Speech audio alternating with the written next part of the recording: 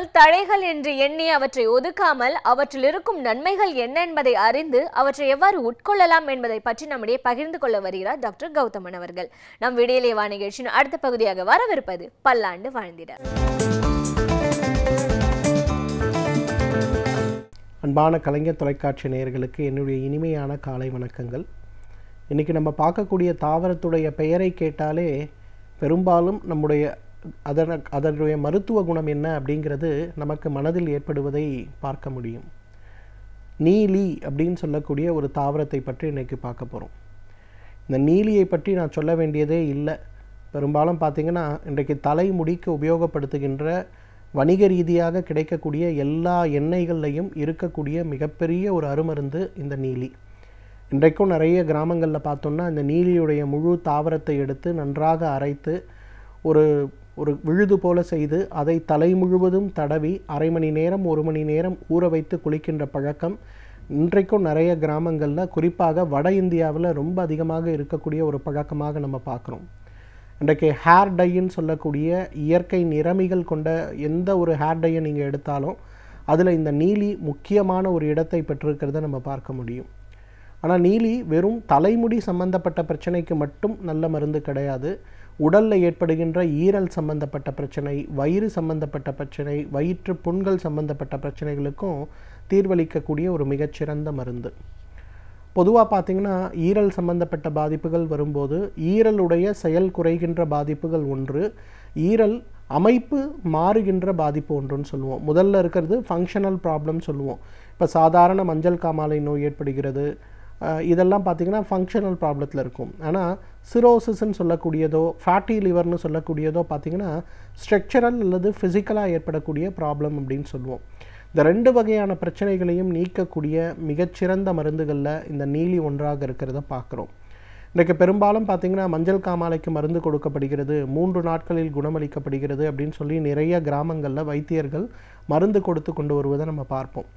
அந்த மாதிரி கிராமங்களில் அவங்க கொடுக்கக்கூடிய மருந்துகளில் நிச்சயமாக இந்த நீலி ஒரு முக்கியமான இடத்தை பெற்றிருக்கும் அப்படிங்கிறதுல சந்தேகமே இல்லை.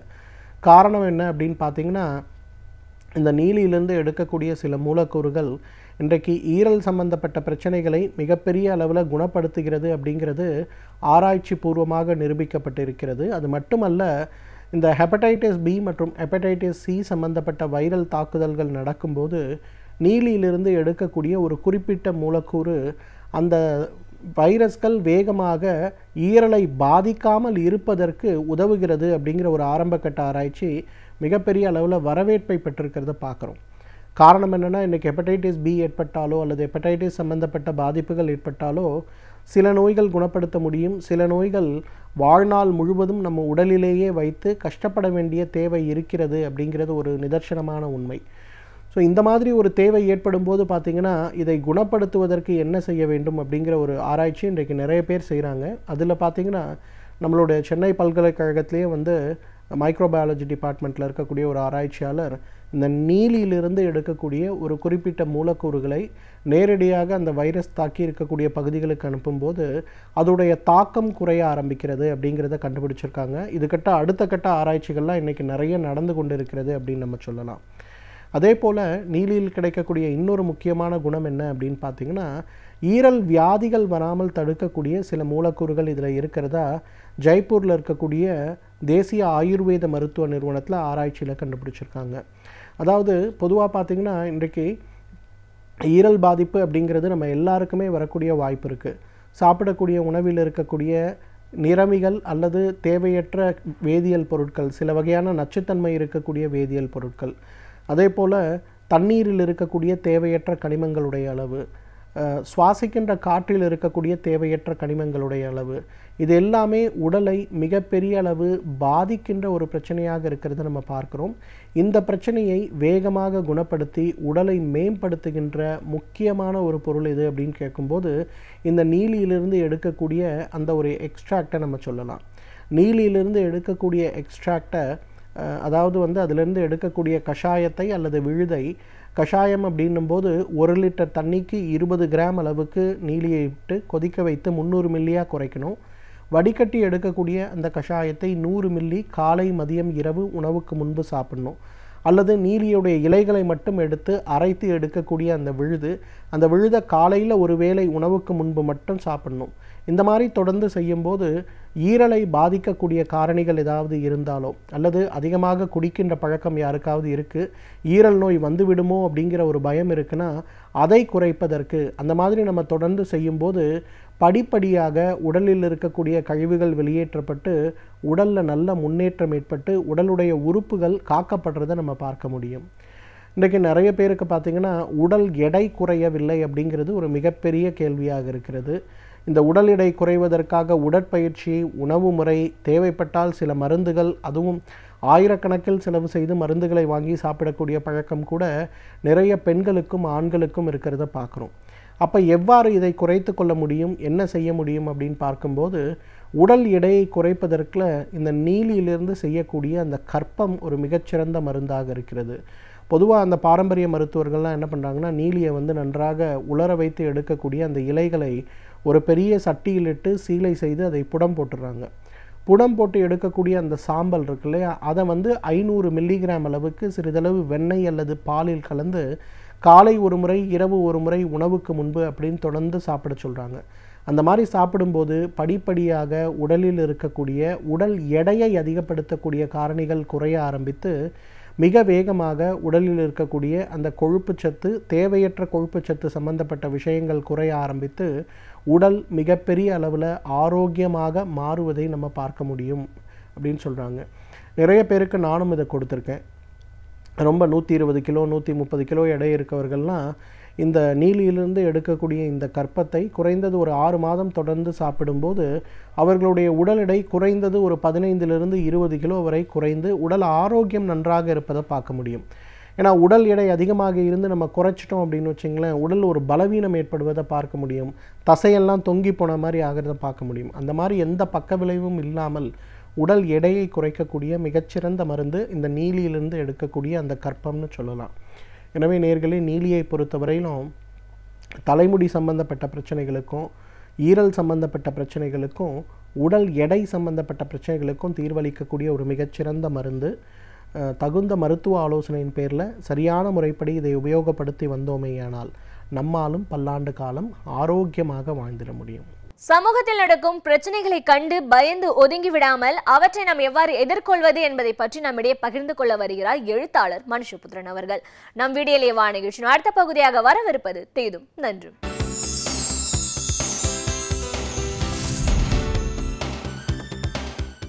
வணக்கம் நண்பர்களே, இன்னும் ஒரு இனிய காலை பொழுதில் தீதும் நன்றும் நிகழ்ச்சியில் உங்களை சந்திப்பதில் மிக்க மகிழ்ச்சி அடைகிறேன். இன்றைய தினம் உலக உழைக்கும் மகளிர் தினம், சர்வதேச பெண்கள் தினம். மார்ச் 8 உலகளாவிய அளவில் பெண்களுடைய உரிமைகளுக்காகவும் சமநீதிக்காகவும் சமத்துவத்திற்காகவும் இந்த தினம் என்பது கொண்டாடப்படுகிறது. இந்த தினத்தில் மகளிருடைய உரிமைகள், மகளிருக்கு நாம் வழங்க வேண்டிய நியாயம், மகளிரை சமமாக நடத்துதல் உள்ளிட்ட பல்வேறு விதமான விஷயங்கள் தொடர்ந்து சர்வதேச அளவில் விவாதிக்கப்படுகின்றன, பேசப்படுகின்றன, முன்னிலைப்படுத்தப்படுகின்றன. ஆண்களுக்கு நிகராக பெண்களும் சமத்துவம் பெற்று, அதாவது சம வாய்ப்புகள் பெற்று, உரிமைகள் பெற்று பல காலம் ஆகியிருப்பது போன்ற ஒரு தோற்றம் உருவாக்கப்பட்டிருக்கிறதே தவிர இன்றளவும் பெண்கள் தங்களுடைய உரிமைகளுக்காக போராடி கொண்டிருக்கிறார்கள் என்பதுதான் யதார்த்தத்தில் நாம் காணக்கூடிய உண்மையாக இருக்கிறது. முதலில் இந்த மகளிர் தினம் எதற்காக கொண்டாடப்படுகிறது என்பதை நாம் சற்றே நினைவு கூர்வோம்.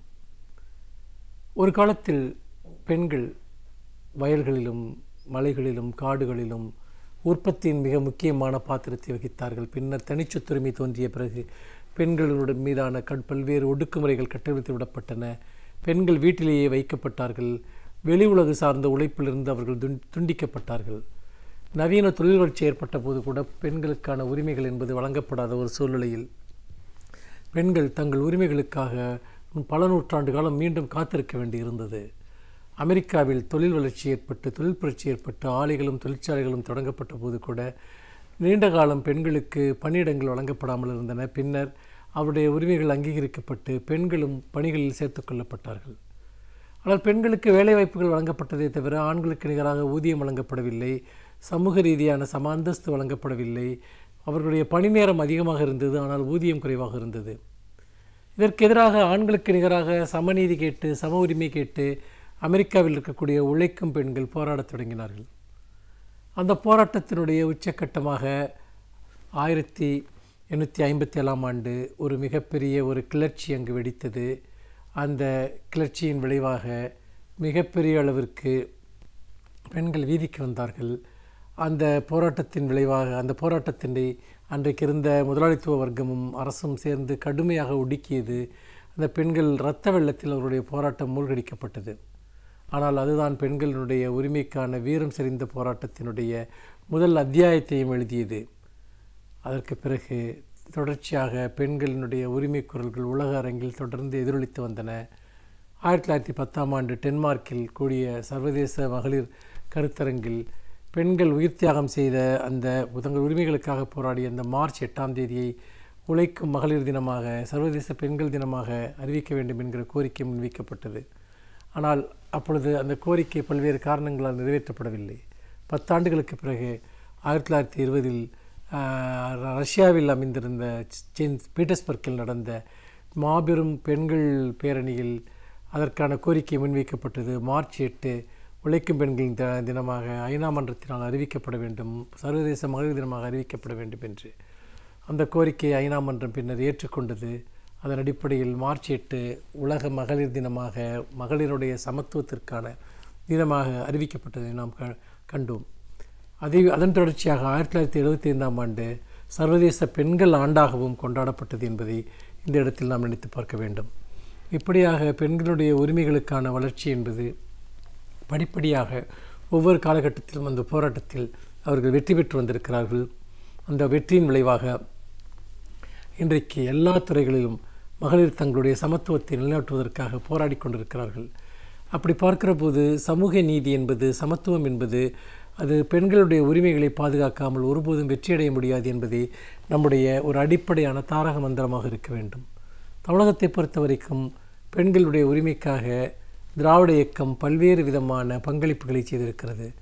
தேவதாசி முறை, பெண்களை இழிவுபடுத்தக்கூடிய தேவதாசி முறை அன்றைக்கு ஒழிக்கப்பட்டது. அதை நாம் இந்த இடத்தில் நினைத்து பார்க்க வேண்டும். அதில் அன்றைக்கு இருந்த திராவிட இயக்க சிந்தனையாளர்கள் பெரும் பங்காற்றினார்கள் என்பதை நாம் மறந்துவிடக்கூடாது. அதற்கு பிறகு பெண்களுக்கு சொத்தில் சம உரிமை வழங்கக்கூடிய சட்டத்தை தமிழகத்தில் திராவிட முன்னேற்றக் கழகம் அறிஞர் அண்ணா அவர்களுடைய ஆட்சி காலத்தில் தான் வழங்கப்பட்டது என்பதையும் நாம் நினைத்து பார்க்க வேண்டும். அதோடு இல்லாமல் பெண்களுக்கான கல்வி அது பரவலாக்கப்பட்டது. பெண்களுக்கான கல்வி உதவித்தொகை என்பது பரவலாக்கப்பட்டது. உள்ளாட்சி அமைப்புகளில் 33% இடஒதுக்கீட்டை முதலில் வழங்கிய மாநிலமும் தமிழகமும் தான்.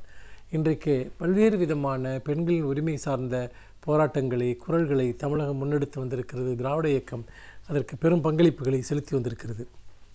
இந்த சூழ்நிலையில் தான் இன்றைக்கு பாராளுமன்றத்தில் பெண்களுக்கான 33% இடஒதுக்கீட்டை நாம் நிறைவேற்ற முடியாமல் இன்றைக்கும் கூட போராடி கொண்டிருக்கிறோம்.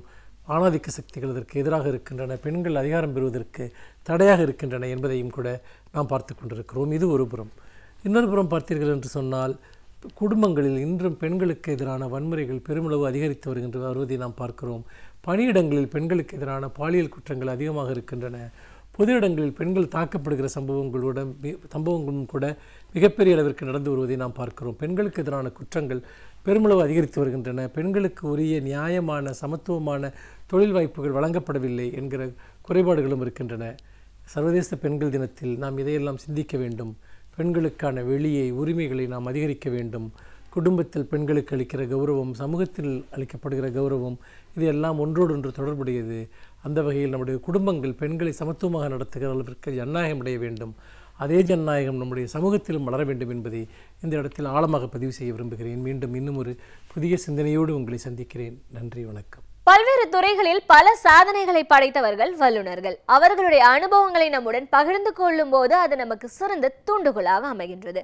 அந்த வகையில் இன்றைய சிறப்பு விருந்தினர் யார் என்பதை பற்றியும் அவர்கள் என்ன தகவல்களை நம்முடன் பகிர்ந்து கொள்ளப் போகிறார்கள் என்பதையும் பார்க்கலாம். நம் விடியலிவா நிகழ்ச்சியின் அடுத்த பகுதியாக வரவிருப்பது சிறப்பு விருந்தினர் பகுதி.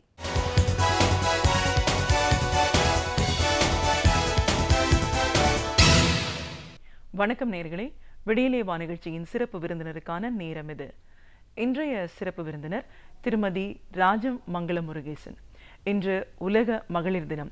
இந்த நாளில் ஒரு பெண்ணா ஒரு பள்ளி படிப்பு முடித்த காலகட்டத்திலிருந்து திருமணத்திற்கு பின் இன்னைக்கு பெரிய அளவில் உயர்ந்து இன்னைக்கு பல நிலைகளில் பெண்கள் முன்னேற்றம் சார்ந்த பல விஷயங்களில் இவங்களை தன்னை ஈடுபடுத்தி செயல்படுத்திட்டு இருக்காங்க. இந்த நாளில் இவங்களுடைய அடிப்படை விஷயங்கள், இவங்களுடைய சாதனைகள், ஒரு பெண்ணா பார்த்த பல விஷயங்களை இன்னைக்கு நாம் அவங்க கிட்ட கேட்டு தெரிஞ்சுக்கலாம். வணக்கம் மேடம். இன்று உலக மகளிர் தினம். இந்த நாளில் ஒரு பெண்ணா, அதுவும் பெண் அப்படின்னு சொல்லும்போது ஏதோ ஒரு சாதாரணமாக வீட்டிலையே இருக்கோம், திருமணம், கணவன், குழந்தைகள் அப்படிங்கிற ஒரு நிலை தாண்டி திருமணத்துக்கு பிறகு நீங்கள் MA, MPhil, BLED வரைக்கும் படிச்சிருக்கீங்க. இன்றைக்கி ஒரு பத்திரிகையில் பெண்கள் முன்னேற்றம் சார்ந்த பல விஷயங்களை தொகுத்து வழங்கிட்டு இருக்கீங்க. நீங்கள் வாழ்ந்த பகுதியில் இன்னைக்கு வரைக்கும் ஒரு 30 ஆண்டுகளுக்கு மேலாக மகளிர் மன்ற செயலாளராக பணிபுரிஞ்சிட்ருக்கீங்க. ஒரு பெண்ணா, ஒரு மனைவியா, ஒரு தாயா இன்னைக்கு பெண்கள் எவ்வளோ தூரம் முன்னேற்றம் அடைஞ்சிருக்காங்க அப்படிங்கிறத பற்றி பேசணும். இதையெல்லாம் நம்ம பேசுறதுக்கு முன்னாடி முதல்ல திராவிட முன்னேற்ற கழகம் பெண்கள் முன்னேற்றம், அவங்களுடைய உரிமைகள், அதற்கான விஷயங்கள்ல எவ்வளோ தூரம் தங்களை ஈடுபடுத்தி இன்னைக்கு வரைக்கும் செஞ்சுட்டு இருக்காங்க அப்படிங்கிறதுலேருந்து நம்ம பேச ஆரம்பிக்கலாம் மேடம். திராவிட முன்னேற்ற கழகம் என்று சொல்றதுக்கு முன்னாடி தந்தை பெரியார் வந்து 1929 செங்கல்பட்டு மாநாட்டில் பெண்களுக்கு சொத்துரிமை சட்டம் வேணுங்கிறது தீர்மானம் பண்ணாங்க. அது அவருடைய கனவாகவே இருந்தது. நம் டாக்டர் கலைஞர் அவர்கள் 1989ஆம் ஆண்டு மகளிர் சொத்துரிமை சட்டத்தை இந்தியாவிலேயே தமிழகத்தில் முதல் முறையாக கொண்டு வந்தாங்க. அது நம்மளுடைய திராவிட முன்னேற்ற கழகத்துடைய ஒரு முக்கியமான ஒன்று. ஏன்னா இது வரைக்கும் பெண்களை காலை போட்டு அடிச்சுக்கிட்டு இருந்தவங்களுக்கு இப்போ சொத்துரிமை என்ன சும்மா விடுவாங்களா? அது ஒரு முக்கியமான குறிப்பிடத்தக்க ஒன்று. அப்புறம் பெண் கல்வி, எல்லா பெண்களுக்கும் 20% பெண்கள் தொடக்கப்பள்ளியில் பெண்களே 5ஆம் கிளாஸ் வரைக்கும் வகுப்பெடுக்கிறதுக்கு உரிமை கொடுத்தது நமக்கு தான். டிஎம்கே ஆட்சியில் தான், நம்ம திராவிட முன்னேற்ற கழக ஆட்சியில் தான் டிஜிபியாக லத்திகாச்சரன் நியமித்தது நம்ம டாக்டர் கலைஞர் தான். ஒரு பெண் காவலர் துறை ஆரம்பித்ததும் நமக்கு டாக்டர் கலைஞர் தான், டிஎம்கே திமுக பீரியடில். அதுக்கப்புறம் மாலதிங்கிறவங்கள தலைமைச் செயலாளராக அவங்களையும் நம்ம டாக்டர் கலைஞர் தான் நியமித்தாங்க. இந்த மாதிரி மகளிருக்காக நிறைய திட்டங்கள், அந்த திட்டங்களுக்கு பெயர் வச்சதே டாக்டர் முத்துலட்சுமி ரெட்டி, நாகம்மையார், மணியம்மையார், அஞ்சுகம் அம்மையார், தர்மாம்பாள், அன்னை தெரசா, இவங்க போன்ற எல்லா திட்டங்களுக்கும் டாக்டர் கலைஞர் பேர் வச்சு அதை தான் இன்னை வரைக்கும் பின்பற்றிட்டு வராங்க. ஆனால் அதை வேறு இது மாதிரி பண்ணிக்கிறாங்களே, சமூக நீதி, சமூக நலன் கொண்டு வந்ததில் நம்ம திராவிட முன்னேற்ற கழக பீரியடில் டாக்டர் கலைஞரால் கொண்டு வந்த திட்டமே தவிர இவங்க புதுசாக எதுவும் கொண்டு வரல. ஆனால் சொல்லிக்கிடுவாங்க நாங்கள் கொண்டு வந்தோம்னு சொல்லி. கண்டிப்பாக மேடம். இப்போது பெண்கள் முன்னேற்றம் அப்படிலாம் நம்ம பேசும்போது கிட்டத்தட்ட ஒரு 50 ஆண்டுகளுக்கு முன்னாடியான ஒரு இளைய தலைமுறை நீங்கள் அப்படின்னு சொல்லலாம் இல்லைங்களா? இன்னைக்கு வரைக்கும் உங்களுடைய அந்த இளமை காலம், அந்த ஒரு காலகட்டங்களில் நீங்கள் பெரியார் அவர்கள் சொன்ன கனவே நினைவாகிறதுக்கு தலைவர் கலைஞர் அவர்கள் 81 தான் ஒரு முக்கியமான ஒரு சட்டத்தை அமல்படுத்தியிருக்காங்க. அப்படின்னும் போது அன்றைய காலகட்டம் பெண்கள் அப்படின்னா எப்படி இருந்தாங்க? அவங்களுக்கான ஒரு கல்வி ஆகட்டும், உரிமைகள் ஆகட்டும், அவங்களுடைய குரல் உயர்த்தி சொல்லக்கூடிய ஒரு சூழல் அப்படிங்கிறது அந்த காலகட்டத்தில் எப்படி இருந்துச்சு? கிடையாது. ஏன்னா நான் என்னுடைய வாழ்க்கையவே எடுத்துக்கிட்டிங்கன்னா, எங்கள் அப்பா வீட்டிலலாம் எப்போ பொண்ணு வயசுக்கு வராங்களோ அது வரைக்கும் படிக்க வைக்கணும், அப்புறம் வீட்டில் வயிறுன்னு சொல்லிடுவாங்க. ஆனால் அதையும் மீறி என்னுடைய கணவர் எனக்கு மாமா மகன், நான் அத்தை மகன், எனக்கு இவ்வளோ படிக்க வைங்க, நான் திருமணம் பண்ணிக்கிறவேன்னு சொன்னாங்க. அதனால் எங்கள் அப்பா படிக்க வச்சாங்க. அந்த காலத்தில் நம்ம இத்தனை வெளியே போகக்கூடாதும்பாங்க, நிறைய கட்டுத்திட்டெல்லாம் இருந்தது. ஆனால் திராவிட முன்னேற்ற கழகம் வந்த பிறகு நமக்கு அந்த அதிலேருந்து விடுதலையெல்லாம் கிடைச்சிது. நிறைய நமக்கு பல நன்மைகளான திட்டங்கள்லாம் கொண்டாந்து கொடுத்தது நம்ம கலைஞர் திட்டம்தான். அதனால் நம்ம எதையும் சொன்னாலும் நம்ம கலைஞர் திட்டத்தை பின்பற்றாமல் எதையும் செய்யவே முடியாது. இன்றைக்கி நம்ம கலைஞர் திட்டம் திராவிட முன்னேற்ற கழகம் நம்மளுடைய சென்னை சிட்டியில் பார்த்திங்கன்னா பார்க்குற மேம்பாலம் பூரா யார் கட்டினது? நம்ம கலைஞர் பீரியட் தானே. அதெல்லாம் நிறைய செஞ்சுருக்காங்க. விதவை திருமணம், எல்லாமே சிறு குழந்தைகளுக்கு எல்லா திட்டமும் நம்ம கலைஞர் கொண்டு வந்த திட்டம் தான் இன்னை வரைக்கும் நடைமுறைப்படுத்திட்டு வராங்க. புதுசாக எதுவுமே கிடையாது. அதனால் நம்ம திராவிட முன்னேற்ற கழகத்தில் மகளிருக்கு ஆற்றியது நிறையவே.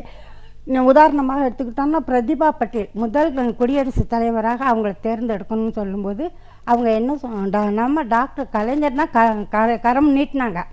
அவங்க தான் நீட்டினதுனால தான் அந்த அம்மா முதல் குடியரசுத் தலைவராக ஆக முடிஞ்சுது. அதுக்கப்புறம் அந்த அம்மாவை கூட்டிகிட்டு வந்து அவங்க பதவி ஏற்பதற்கு முன்னாடியே இவங்க என்ன பண்ணாங்க, பெரிய மகளிர் அணியை திரட்டி ஒரு பெரிய மகாநாடு நடத்துறது நம்ம கலைஞர் தான். அதை யாரும் சொல்லவே மாட்டாங்க. நம்ம கலைஞர் தான் அப்போவே இருந்து பெண்களுக்கு முன்னுரிமை கொடுத்தது திராவிட முன்னேற்ற கழக கட்சி தான். அதை யாராலும் மறக்க முடியாது. இது உண்மையாக நடந்தது. அந்த காலத்தில் பெண்களுக்கு வந்து கடும் சட்ட திட்டங்கள்லாம் இருந்தது. 6 மணி ஆனால் பெண்கள் வந்து வீட்டை விட்டு வெளியே போகக்கூடாதுன்றவாங்க. அப்புறம் வந்து அங்கே போகாத இங்கே போகாத பேசக்கூடாது. அது ஒன்றும் இல்லை. அந்த காலத்தில் கல்கண்டு ஒன்று தான் அரையனாக்கு வர்ற பத்திரிக்கை, அது கூட படிக்கக்கூடாதுன்னு எங்கள் வீட்டிலலாம் கட்டுப்பாடு. அந்த மாதிரி வளர்ந்த பண்ணுவேன். கலைஞர் வந்த பிறகு தான் நிறைய வந்து பெண்களுக்கு அதாவது பள்ளிக்கூடத்தில் இலவச புஸ்தகங்கள்லாம் கொடுத்தது, அவங்களுக்கு இலவச உணவு கொடுத்தது, இலவச என்னென்ன பகுதியில் என்னென்ன மாதிரி பின்தங்கி இருந்தாங்களோ அவங்களுக்கு எல்லா வசதியும் செய்து கொடுத்தாங்க. அது வந்து நம்ம திராவிட முன்னேற்ற கழக கட்சியில் தான் நடந்தது. மாந்தருக்காக பெண்களுக்காக நல்ல நிறையவே செய்திருக்காங்க. அதை வந்து நம்ம ஜனங்க வந்து இப்போ ஒத்துக்க மாட்டாங்க. அந்த காலத்தில் வந்து நான்லாமே எங்கள் சித்தப்பா திராவிட முன்னேற்ற கழகத்தில் கவுன்சிலராக நிற்கும்போது நானும் சின்ன பிள்ளையில போய் அவங்களுக்காக ஓட்டு கேட்டேன். திராவிட முன்னேற்ற கழக கட்சி வந்து இன்னைக்கு நேற்று வளர்ந்ததில்லை. இது சிறிய கட்சியாக இருந்து பெருசாக வளர்ந்தது. நாங்கள் குடியிருந்த வீட்டில் எங்கள் சித்தப்பா கூட அவங்க டீ வாங்கி குடிச்சிக்கிட்டு பேனர் எழுதினது. நான் நெல்லை சீமைன்னு சொல்லும்போது அங்கே நெல்லை மச்சி, நெல்லை புகாரி, கணபதி, டாக்டர் பத்மநாபன். அப்போ அந்த பீரியடில் நான் அந்த சூழலில் வளர்ந்தவ தான். அப்போ வந்து எங்கள் சித்தப்பா வந்து மீட்டிங் போட்டாங்கன்னா மாநாடு போடுவாங்க. போடும்போது நான் தான் அந்த எங்கள் திராவிட பொன்னாடைய பாட்டு பாடியிருக்கேன். மேடையில் ஏறி பாட சொல்லிடுவாங்க, பாடியிருக்கேன். அதுக்கே எல்லாம் சொல்லுவாங்க என்ன பொம்பளை பிள்ளை மேலே ஏற்றுறேன்னு. அது அப்போவே எதிர்ப்பெல்லாம் நிறைய இருந்தது. அதையும் மீறி நாங்கள் நிறைய செஞ்சுருக்கோம். லேடி பெண்கள் வந்து படிக்கணுன்னா அது இத்தனை மணிக்குள்ளே காலேஜுக்கு போய்ட்டு இத்தனை மணிக்குள்ளே வந்துடணும் வீட்டுக்கு. அங்கே எங்கே போனேன் இங்கே போனேன்னு. அப்புறம் காலேஜில் ஏதாவது சுற்றுலா ஏற்பாடு பண்ணால் கூட போக விட மாட்டாங்க. அப்படி ஒரு கண்டிப்பான சூழ்நிலையில் இருந்து அப்புறம் வளர தான் இப்போ கொஞ்சம் மாற்றங்கள் நம்ம வந்து தெரிய ஆரம்பிச்சது.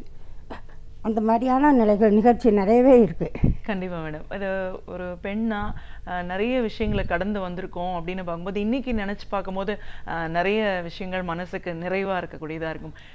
உங்களோட குறிப்பிட்டு சொல்லும்போது நீங்கள் வாழ்கிற அந்த பகுதியில் மகளிர் சங்கத்தோட செயலாளராக இருக்கீங்க. அது 1 ஆண்டு 2 ஆண்டுகளில் கிட்டத்தட்ட 30 ஆண்டுகளுக்கு மேலே அந்த ஒரு பணியை எடுத்து செய்கிறீங்க. அப்படின்னும் போது என்ன மாதிரியான ஒரு தேவைகள் இருந்துச்சு? ஒரு சங்கம் மூலமாக என்ன மாதிரியான கான்ட்ரிபியூஷன்லாம் உங்களால் கொடுக்க முடிஞ்சிச்சு? எங்களுக்கு வந்து வீட்டுக்கு வீடு பால் வழங்கும் திட்டம். அதாவது இந்த பீட்டர்ஸ் காலனியில் 21 பிளாக் இருக்கும். அப்போ அந்த வேலை பார்க்குறவங்க என்ன பண்ணுவாங்க, 1வது பிளாக்கில் ஒரு வீடு, 10ல் 1 இப்படின்னு 3 மாடி ஏறி அந்த பொம்பளைங்கெல்லாம் கஷ்டப்பட்டாங்க. அவங்களுக்கு ஒரு நிரந்தர வருமானமும் கிடைக்கும்னு சொல்லிட்டு வீட்டுக்கு வீடு பால் வழங்கும் திட்டம் கொண்டு வந்தோம். அதனால் இப்போ ஒரு பிளாக்கில் இத்தனை பேர் வாங்கினாங்கன்னா அவங்க கொடுத்தாங்கன்னா டக்குன்னு போட்டுட்டு கீழே இறங்கிடலாம். அது வந்து நாங்கள் கொண்டு வந்த திட்டத்துக்கு ஒத்துழைப்பாக இருந்தோம். அப்புறம் மின் கட்டணம் கட்டுறது. எல்லோரும் ஆஃபீஸ் போகிறவங்க போயிடுவாங்க. அந்த மின் கட்டணம் கணக்கு எடுக்க வருவாங்கள்ல, வரும்பொழுது இவங்களால் அந்த அட்டையை கொடுத்து பதிவு பண்ண முடியாது. அப்புறம் 15ஆம் தேதிக்குள்ளே கட்டலைன்னா அவங்க வந்து மின்சாரத்தை துண்டிச்சு போயிடுவாங்க. அதுக்காக அவங்களுக்காக நாங்கள் என்ன பண்ணுவோம், நாங்களே கார்டை வாங்கி வச்சு நாங்களே அதில் பதிவு பண்ணி என்ட்ரி போட்டு அப்புறம் அவங்க வந்த உடனே அவங்க வீட்டில் கொண்டு கொடுப்போம். அவங்க அந்த தொகையை கொடுப்பாங்க. மொத்த கார்டையும் நாங்கள் கலெக்ட் பண்ணி இபியில் போய் கட்டிட்டு அவங்களுக்கு கொடுத்துருவோம். ரசீதை கொண்டாந்து கொடுத்தோம். இது எங்களால் கொண்டு வரப்பட்ட திட்டம். ஆனால் ஈபின்னு நான் சொல்லும்போது இப்போ வந்து பஸ் ஃபேர்லாம் ஏற்றிட்டாங்க இல்லையா, அதுக்கு என்ன சொல்கிறாங்க, மற்ற ஸ்டேட்டை விட நம்ம ஸ்டேட்டில் வந்து கம்மி தான்னு சொல்கிறாங்க. ஆனால் மற்ற ஸ்டேட்டில் என்னென்னா அந்தந்த மாதம் எடுத்துருதாங்க கணக்கு. இப்போ நீங்கள் வந்து 2 மாதத்துக்கு ஒரு தடவைன்னு கணக்கு எடுக்கும்போது ஸ்லாபு எக்கச்சக்கம் ஏறிடுது. அதை மாதிரி எந்த அரசு வந்தாலும் எங்கள் மகளிர் குறைபாடு இதுதான். எந்த அரசு வந்தாலும் சொல்லி இந்த ஈபியை மாத்திரம் அந்தந்த மாதம் எடுத்து மக்களுக்கு நல்லது செய்யணும். ஏன்னா எல்லாம் நடுத்தர வர்க்கம் நிறைய பாதிக்குது. விற்கிற விலைவாசி பார்த்திங்கன்னா நடுத்தர வர்க்கத்தால் கட்டுப்படுத்த முடியவே இல்லை. அதுங்க என்ன பண்ணும்? அதில் வேற இந்த மறைந்த சிஎம் வேற என்ன சொல்லிட்டாங்க, நீங்கள் வந்து இத்தனை 100 இதுக்கு மேலே நீங்கள் கட்ட வேண்டாம், அதாவது இந்த இதில் குடிசை மாற்று வாரியத்தில் இருக்கும். இப்போ அவங்க வீட்டிலலாம் ஏசி இருக்குது. அதனால் அந்த சுமையவும் நடுத்தர வர்க்கம் தான் ஏற்க வேண்டியிருக்கு. இது மகளிர் மன்ற கோரிக்கையாக, மகளிர் மமத்தின கோரிக்கையாக நாம் வைக்கிறோம். எந்த அரசு வந்தாலும் அது ஒரு நல்ல நடவடிக்கை எடுக்கணும். மற்ற மாநிலங்களை எதுக்கு பின்பற்றணுமோ இல்லையோ இதுக்காவது பின்பற்றணுங்கிறது எங்களுடைய கோரிக்கை. இப்போது பெண்கள் முன்னேற்றம் அப்படின்னு பார்க்கும்போது இந்த 50 ஆண்டுகளை பார்த்தீங்கன்னா இன்றைக்கி நிறைய நிலையில் பெண்கள் முன்னேறியிருக்காங்க. இன்றைக்கு உலக மகளிர் தினம் கொண்டாடுற இந்த ஒரு சூழலில் இப்போ பெண்கள் முன்னேற்றம் அப்படின்னு சொல்லும்போது எந்த மாதிரி ஒரு அடிப்படை தேவைகள் இருந்தது? இதில் எந்த அளவுக்கு நம்ம இன்றைக்கி வளர்ச்சி அடைஞ்சிருக்கோம்? அடிப்படை தேவை கல்வி. நிறைய பெண்கள் இப்போ நீங்கள் தடிக்கு விழுந்த எல்லாம் நான் இன்ஜினியர், நான் வந்து அது இதுன்னு நான் பயோ படிக்க, நான் அந்த கெமிஸ்ட்ரி படிக்க, இந்த இப்படின்னு நிறைய சொல்கிறாங்க. அதை நினைத்தாலே இப்போ நான் எல்லாமே நினைக்கிறேன், நம்மளும் அந்த காலத்தில் நம்ம அப்பா அம்மா படிக்க வச்சுருந்தா இன்றைக்கும் வந்து ஊதியம் வாங்கிக்கிட்டு இருக்காமே, நம்ம அப்பா அம்மா நம்மளை படிக்க வைக்கிறேன்னு ஒரு கொஞ்சமான குறைபாடு இருக்கத்தான் செய்யுது. ஏன்னா இந்த காலத்தில் 2 பேர் சம்பாத்தியம் பண்ணால் தான் ஓரளவுக்கு வசதியான வாழ்க்கை வாழ முடியுங்கிறதுனால அந்த எண்ணம் எனக்கு இன்றைக்கும் குறைவாக இருக்குது. ஆனால் என் கணவர் வந்து என்னை நல்லா படிக்க வச்சாங்க. இன்றைக்கி வந்து அவர் வந்து எழுத்துலகத்தில் பெரிய கடல். நான் அதில் வந்து அவருக்கு புல் ஸ்டாப் கமா முற்றுப்புள்ளியாக தான் நான் உதவி செய்கிறேன். அவருக்கேன்னா அவர் தான் எனக்கு அது அவருக்கு உதவி செய்ய இது இவ்வளவு தான் முடிகிறது. அதனால் இப்போ உள்ளவங்களையெல்லாம் பார்க்கும்பொழுது எனக்கு கொஞ்சம் அழுத்தம். அப்போ இந்த முன்னேற்றம்லாம் கிடையாது, டிவி கிடையாது, அது கிடையாது, இது கிடையாது. இப்போ எவ்வளவோ வசதிகள் வந்துட்டு பிள்ளைங்க படிக்கிறதுக்கு எத்தனை வசதி. ஆனால் நம்ம சொல்கிறோம் வசதி பெருகிட்டுன்னு சொன்னால் வசதி பெருனா அதில் வந்து வசதி மாத்திரம் பெருகலை, அதில் வேண்டாததும் பெருகுது. அதெல்லாம் கொஞ்சம் குறைச்சா நல்லாயிருக்கும். மற்றபடி நாங்கள் கொஞ்சம் பராமப்படுதோம் இந்த காலத்தை பற்றி. நான் எல்லாமே பராமப்படுதேன். நம்ம காலத்தில் இதெல்லாம் வசதி இல்லையே அப்படிங்கிற ஒரு அந்த காலத்தில் ஒரு குச்சி வாங்கி 3 துண்டாக கொடுப்பாங்க, ஒரு பென்சிலை வாங்கி 3 கட் பண்ணி கொடுப்பாங்க. அப்படி ஒரு கல்வி அப்படி வளர்ந்த காலமும் உண்டு, இப்படி வளர்ந்த காலமும் இருக்குது. அதான் ஆண்டவன் செயல். இன்றைய சூழல்லையும் இன்னைக்கு பெண்களுக்கு எதிரான வன்கொடுமைகள் அதிகரிச்சுட்டு இருக்கிறத பார்க்குறோம். இன்னும் சின்ன குழந்தைங்க முதல் கொண்டு பாலியல் பலாத்காரம் செய்யப்படுற ஒரு சூழல் நம்ம பார்க்குறோம். ஸோ இந்த மாதிரியான ஒரு காலகட்டத்தில் ஒரு பக்கம் வளர்ச்சி அப்படிங்கிறது அதிகம் இருந்தாலும் பெண்களுக்கான ஒரு இடர்பாடுகள் கொடுமைகள் அப்படிங்கிறதும் இன்னும் தொடர்ந்துட்டு இருக்கு.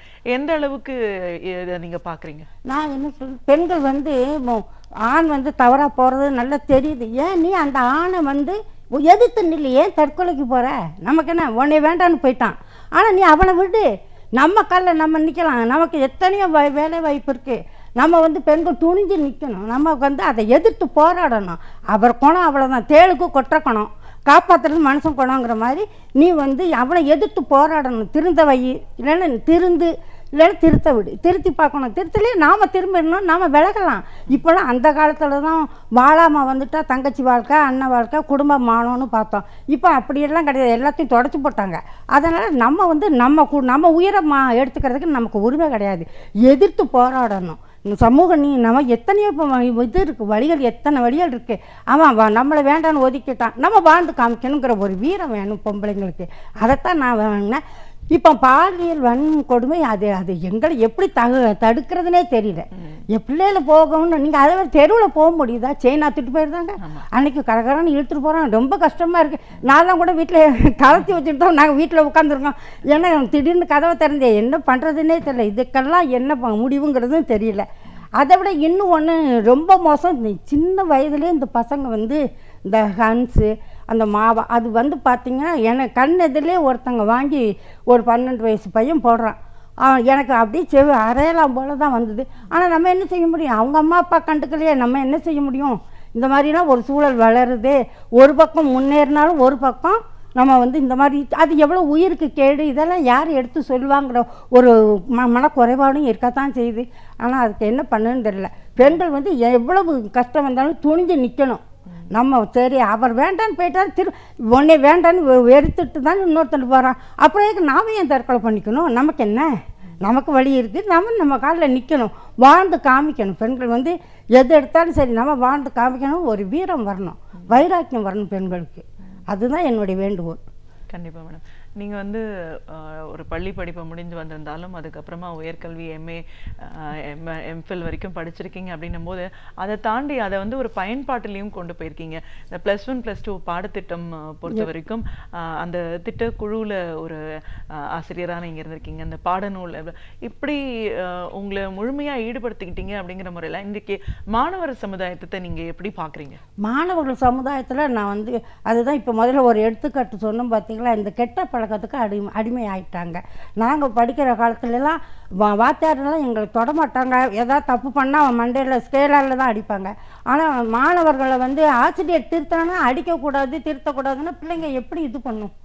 மாணவர்களை நல்லா தட்டி கொடுத்து தான் வளர்க்கணும். நம்ம அப்படி செய்யாத இப்படி செய்யாதப்ப இதுதான் நல்லது. நாங்கள்லாம் நல்லா சின்ன கிளாஸில் படித்ததான் ஆத்திச்சூடி அரைஞ்செய்ய விரும்பு இந்த வாய்ப்பாடெல்லாம் சொல்ல சொன்னீங்கன்னா 16 250 நாங்கள் டக்கு டக்குன்னு சொல்லுவோம். அப்படி ஒரு படிப்பு அந்த காலத்தில் ஒரு தரமான படிப்பாக இருந்தது.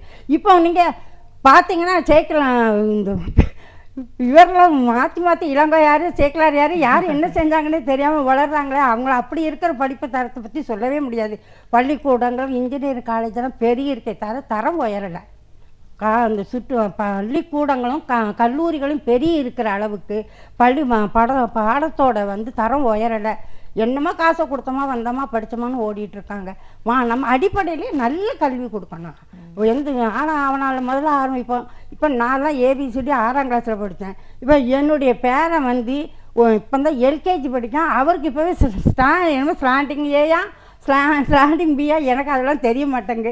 அது உட்காந்து என் மருமக போட்டு அது கூட படுத்துகிற பாடம் பார்த்திங்கன்னா அதுக்கு ஸ்டாராக குட்னா அப்படி இதெல்லாம் வேண்டாம். அளவுக்கு அந்த காலத்தில் 5 வயதுக்கு மேலே தான் பிள்ளைங்களை 1ஆம் கிளாஸ்க்கெல்லாம் அனுப்பணும். நான்லாம் 5க்கு மேலே தான் 1ஆம் கிளாஸ் போனேன். இப்போவே இந்த பிள்ளைங்களை அனுப்பி வீட்டில் இருக்க தொந்தரவு பண்ணாமல் அது ஒரு கொஞ்சம் மனசு கஷ்டமாக தான் இருக்குது. ஆனால் இந்த வளர்ந்து வர்ற போட்டியான இந்த உலகத்தில் நம்ம பிள்ளைங்க இப்படி தான் படிக்க வேண்டிய சூழல் இருக்குது. என்னதான் நீங்கள் பண்ணால் கூட அதுலேயே LKGக்கு இடம் கிடைக்கவே பெரிய க்யூவில் போய் நிற்க வேண்டியது இருக்குது. அப்புறம் அது குலுக்கல் முறை வேறு. அப்புறம் எப்படி இந்த போட்டியான காலத்தில் எப்படி பிள்ளைங்க எல்லாத்துலேயுமே எதிர்நீச்சல் போடுற காலமாக ஆகிப்போச்சு. நம்ம அந்த காலத்தில் இப்போ போட்டி கிடையாது, ஒன்றும் கிடையாது. இந்த காலத்தை நினச்சா கொஞ்சம் கவலையாகவும் இருக்குது. ஒரு உலக மகளிர் தினம் அப்படின்ற இந்த ஒரு நாளில் ஒரு பெண்ணாக பல விஷயங்களை கடந்து வந்துட்டுருக்கீங்க அப்படிங்கிற முறையில் ஒரு பெண் அப்படிங்கிறவளுக்கு இன்றைக்கி நீங்கள் என்ன மாதிரியான ஒரு ஆலோசனைகளை சொல்லுவீங்க இன்றைய காலகட்டத்துக்கு? இந்த காலகட்டத்தில் எது வந்தாலும் நம்ம வந்து திரிக்கணுமா, முதல்ல பெண் கல்வியை படிச்சுக்கிடுங்க. பெண்கள் எல்லாரும் கல்வி கற்றுக்கிட்டிங்கன்னா நமக்கு கல்வி ஒரு காலத்தில் கை கொடுக்கும். நம்ம வந்து யாரையும் போய் எதுக்காகவும் இருக்க வேண்டாம். அதனால் நீங்கள் நம்ம காலில் நிற்கிறதுக்கு முதல்ல பழகிக்கிடுங்க.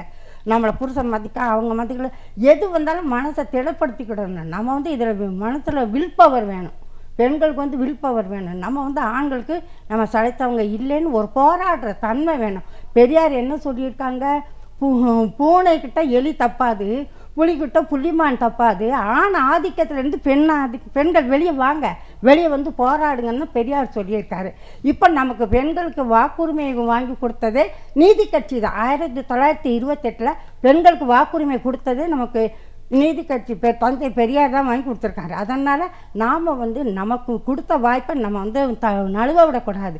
வாங்க வெளியே வந்து நம்மளும் சாதிக்க முடியும், நம்மளால் சாதித்து காமிக்க முடியும்னு வெளியே வந்து போராடுங்க. ஏன் நீங்கள் ஏன் உள்ளே உட்காந்துக்கிட்டு சட்டியை குண்டு சட்டிகளை குதிரை ஓட்டுறீங்க? வாங்க வெளியே அப்படிங்கிறதா என்னுடைய தாழ்மையான வேண்டுகோள். ஓகே, பெற்றோர் பொறுத்த வரைக்கும் ஒரு பெண்ணா என்ன மாதிரியான ஒரு ஆலோசனைகள் வழங்குவீங்க பெண்களை வளர்க்கிறத பொறுத்த வரைக்கும்? பெண்களை நம்ம வந்து கொஞ்சம் நம்ம கட்டுப்பாட்டுக்களை வளர்க்க வேண்டியது தான். நம்ம பிள்ளை பற்றி நமக்கு தெரியும்.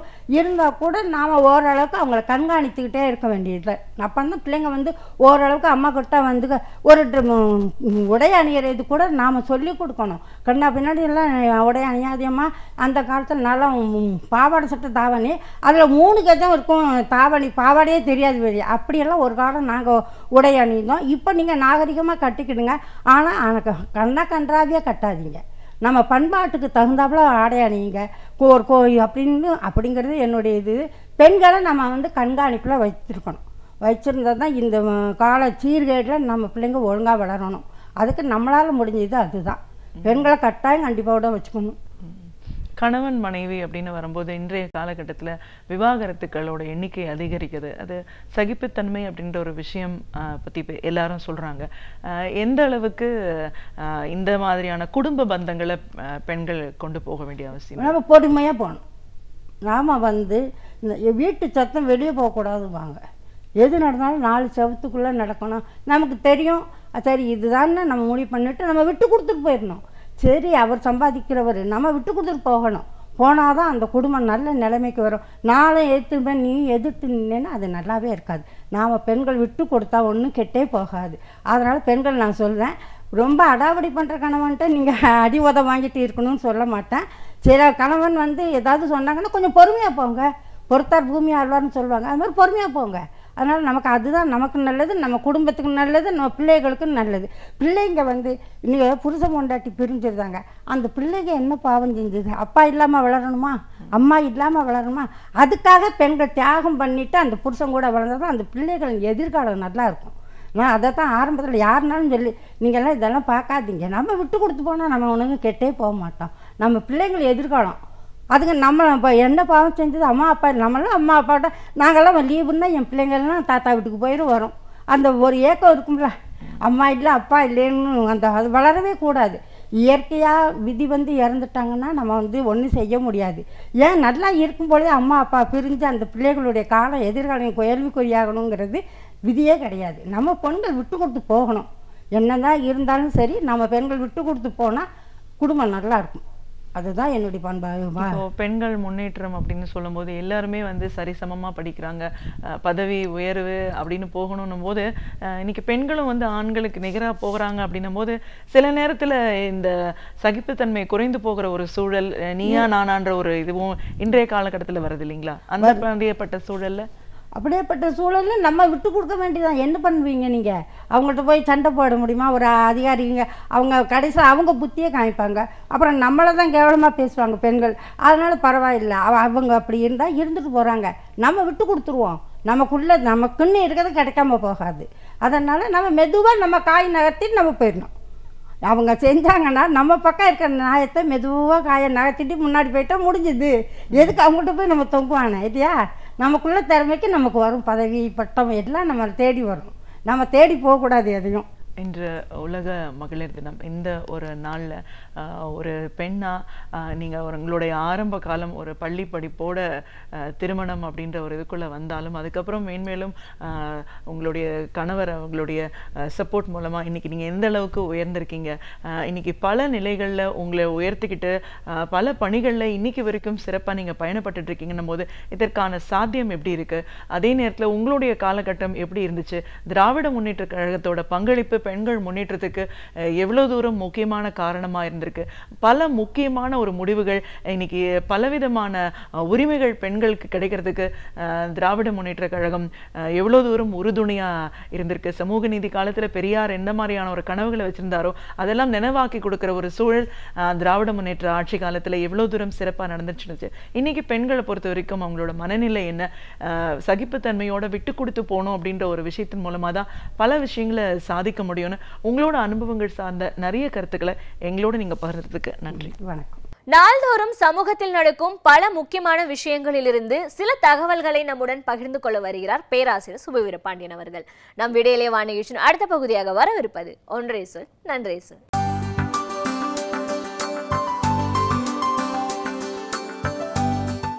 அனைவருக்கும் என் அன்பு வணக்கம்.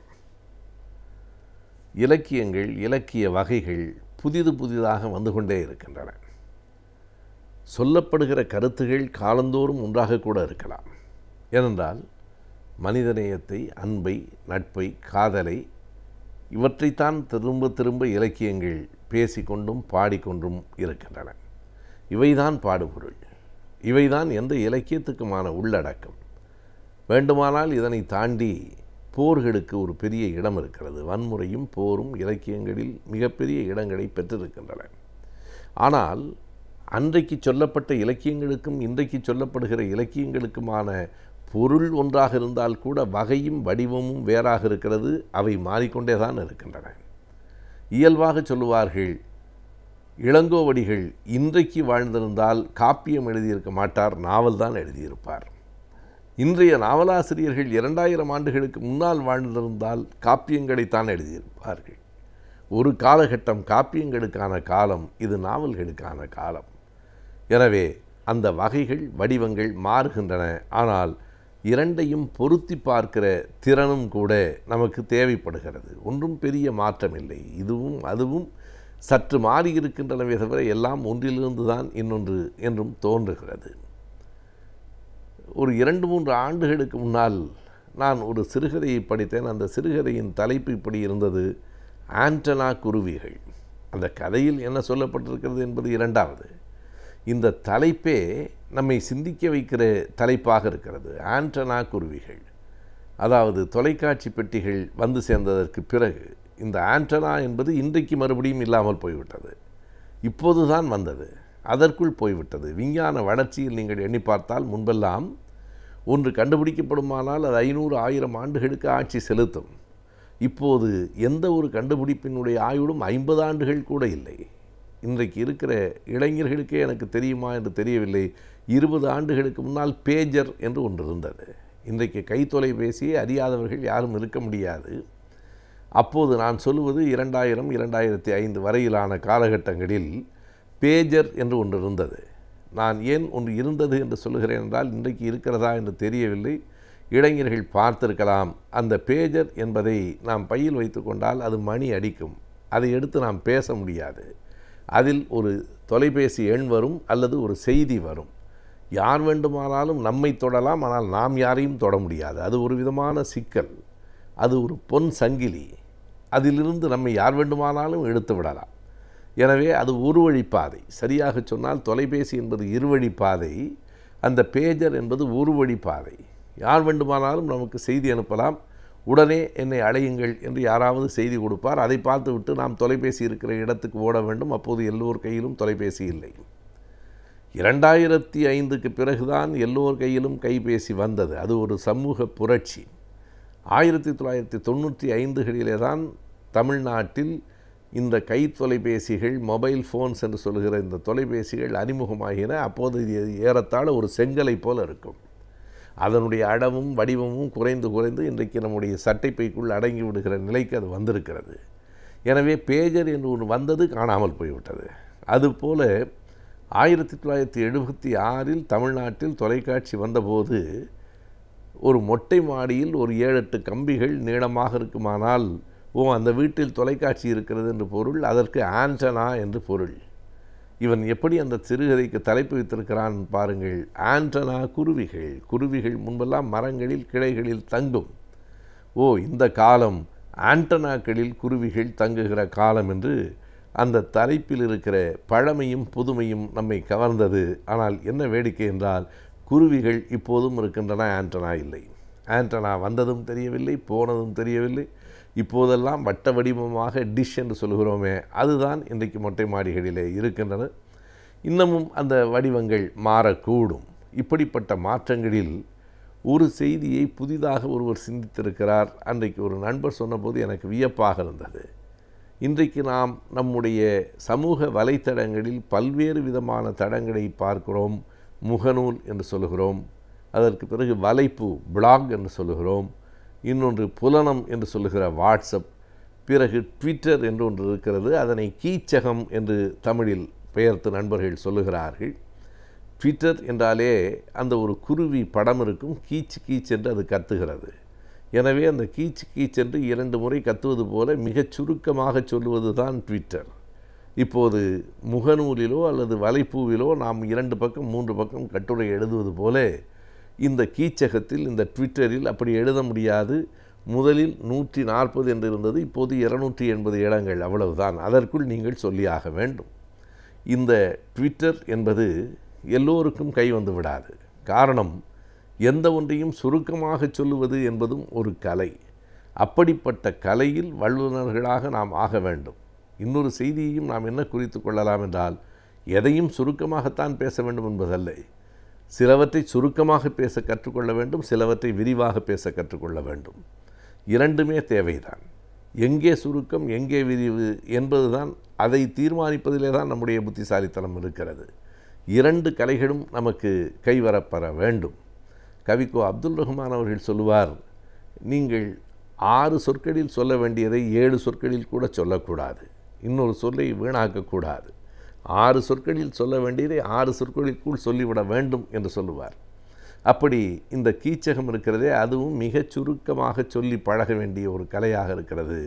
இது குறித்து திரைப்பட இயக்குனராக இருக்கிற கரு பழனியப்பன் அவர்கள் ஒரு மேடையிலே சொன்னாராம், இப்படி ட்வீட் போடுகிற திறமை தமிழனுக்கு 2000 ஆண்டுகளுக்கு முன்பே இருந்திருக்கிறது என்று. அப்படியா?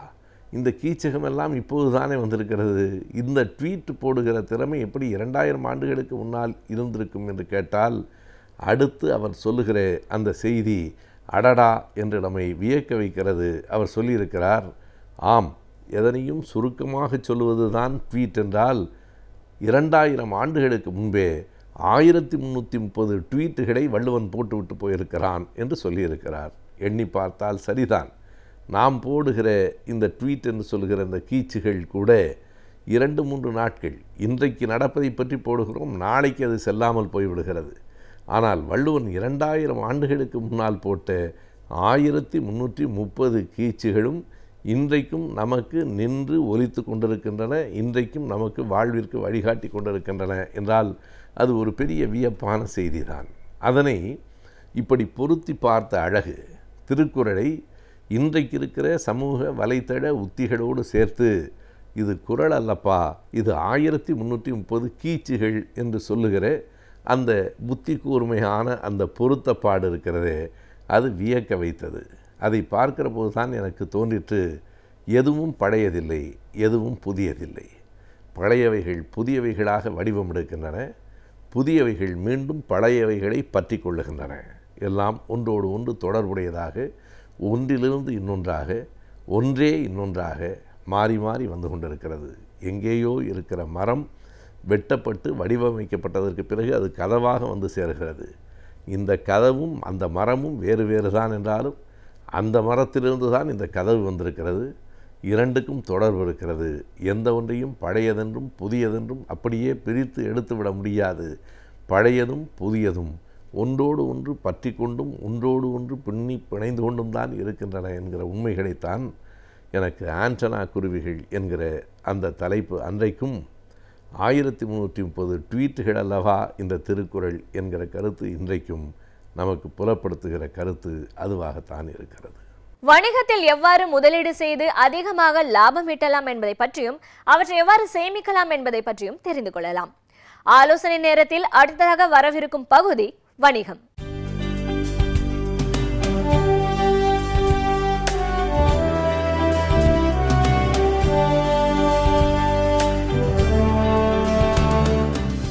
இப்போ இந்த நிகழ்ச்சியின் வழியாக ஒரு வாரமும் தொழில் சம்மந்தப்பட்ட ஆலோசனைகளையும் தொழில் சம்மந்தப்பட்ட நிதி ஆலோசனைகளையும் எப்படி நம்ம ஒரு பிஸ்னஸை டெவலப் பண்ணலாம், அது மாதிரி இந்த பிஸ்னஸில் தொழிலில் எதுவும் பிரச்சனைகள் வந்ததுன்னா எப்படி ஃபேஸ் பண்ணணும், என்ன மாதிரி நம்ம இன்வெஸ்ட் பண்ணிடலாம், தொழில் சம்மந்தப்பட்ட நிறுவனங்களில் எப்படி இன்வெஸ்ட் பண்ணலாம், அப்புறம் ஏற்கனவே இருக்கிறத புதுசாக ஃபர்தராக இன்வெஸ்ட்மெண்ட் பண்ணுறதுக்கு என்னென்ன பண்ணணும் அப்படிங்கிறதெல்லாம் நம்ம நிறைய பேசியிருக்கேன். அதில் தொடர்ச்சியாக பிட்காயினை பற்றி சொல்லியிருக்கேன். அப்புறம் இன்வெஸ்ட்மெண்ட்ஸை பற்றி, ஸ்டாக் மார்க்கெட்டை பற்றி நம்ம பேசிகிட்ருக்கேன். இப்போ பார்த்திங்கன்னா ஸ்டாக் மார்க்கெட்டில் இப்போ இருக்கிற கரண்ட் ட்ரெண்டை வச்சு ஏன் ஸ்டாக் மார்க்கெட்டை பற்றி பேசுகிறோன்னா, இப்போ கரண்ட்டு ட்ரெண்டு ஸ்டாக் மார்க்கெட் ரொம்ப பீக்கில் இருக்குது. நல்ல பீக்கில் இருக்கிறதுனால இந்த மாதிரி டயத்தை முதலீட்டாளர்கள், ஈவன் முதலீட்டாளர்கள்ங்கிறது 1000 ரூபாயிலேருந்து சரி 5 கோடி ரூபாயாக இருந்தாலும் சரி, யாராக இருந்தாலும் ஒரு ஆப்பர்ச்சுனிட்டியை மிஸ் பண்ணக்கூடாது. இந்த மாதிரி ஒரு சந்தர்ப்பம் கிடைக்கிறது மிஸ் பண்ணக்கூடாதுங்கிறதுக்காக நான் இந்த விஷயத்தை நான் ஷேர் பண்ணிகிட்ருக்கேன். ஆனால் இந்த மாதிரி விஷயத்தில் இந்த மாதிரி டயத்தில் பார்க்க வேண்டிய விஷயம், அந்த தேவையில்லாத ரூமர் எதுவும் இந்த டிப்ஸ் அந்த டிப்ஸுங்கிறதுல போய் மாட்டி நம்மளோட பணத்தையும் எழுந்துடக்கூடாது. ஏன்னா மார்க்கெட் எதுவுமே பாசிட்டிவாக இருக்கிற டைமில் நம்ம இன்வெஸ்ட் பண்ணுற டைம் எல்லாமே பாசிட்டிவாக தெரியும். ஒரு ஸ்மால் மைனஸ் வந்துச்சுன்னா எல்லாமே தலைகீழ போகிறதுக்கு உண்டான வாய்ப்புகள் இருக்குது. ஸோ அதனால் நம்ம இந்த மாதிரி பாசிட்டிவான டைமில் நல்ல ப்ராப்பரான டிசிஷன் எடுத்து இன்வெஸ்ட் பண்ணும்போது நம்மளோட முதலீடு பல மடங்கு ஆகிறதுக்கு உண்டான வாய்ப்புகள் இருக்குது. ஸோ நான் அடுத்தது நம்ம என்ன மாதிரி செக்டாரில் இன்வெஸ்ட் பண்ணணுங்கிறத சொல்லியிருந்தேன், எப்படி பண்ணணுங்கிறத சொல்லியிருந்தேன். அடுத்தது நம்மளோட ஷேர்ஸை எப்படி நம்ம மெயின்டைன் பண்ணணும். இப்போ நிறைய பேங்க்லேயும் சரி ப்ரைவேட்டாக இருக்கக்கூடிய போர்ட்ஃபோலியோ மேனேஜ்மெண்ட்டுன்னு சொல்லக்கூடிய சாஃப்ட்வேரில் உங்களோட ஷேரை வந்து உங்களோட டிமேட் அக்கௌண்ட்டோட லிங்க் பண்ணிட்டீங்கன்னா உங்கள் கையில் என்ன ஷேர் இருக்குங்கிறத மினிட்டுக்கு மினிட் நீங்கள் பார்த்துக்க முடியும். இது வந்து எல்லாருக்கும் தெரியும், இருந்தாலும் நான் சொல்கிறது தெரியாதவங்களுக்காக. ஸோ அந்த மாதிரி நீங்கள் அப்டேட் பண்ணி வச்சுருக்கும்போது உங்களோட ஷேர் ப்ரைஸ் மூவ்மெண்ட்டும் சரி எல்லாமே உங்களுக்கு கையில் கம்ஃபர்டபுளாக இருக்கும். ஸோ அதை வச்சு விற்கிற அலர்ட்டும் உங்களுக்கு கிடைக்கும். அதை வச்சு நீங்கள் டிசிஷன் எடுக்கலாம். ஸோ இந்த மாதிரி ஷேர்ஸை வாங்கி விற்கும்போது ஷார்ட் டேர்ம் கேபிட்டல் கெயின் அதிகமாக இருக்கிறதுனாலையும் லாங் டேர்ம் கேபிட்டல் கெயின் இப்போ இன்ட்ரடியூஸ் பண்ணிக்கிறதுனாலையும் ஷேரில் இன்வெஸ்ட் பண்ணுறது எப்போதுமே வந்து டிஃப்ரெண்ட் இன்டர்வலில் இன்வெஸ்ட் பண்ணிவிட்டு ஒரு 3 இயர்ஸ் 4 இயர்ஸ்க்கு ஹோல்டு பண்ணுற மாதிரி உள்ள ஷேர்ஸில் இன்வெஸ்ட் பண்ணிட்டு பண்ணிங்கன்னா உங்களுக்கு ரொம்ப நல்ல லாபம் வரும், நல்ல உங்களுக்கு வந்து ரிட்டர்ன்ஸ் வரும். ரெகுலராக நீங்கள் இன்வெஸ்ட் பண்ணிவிட்டு வந்துட்டுருக்கலாம்.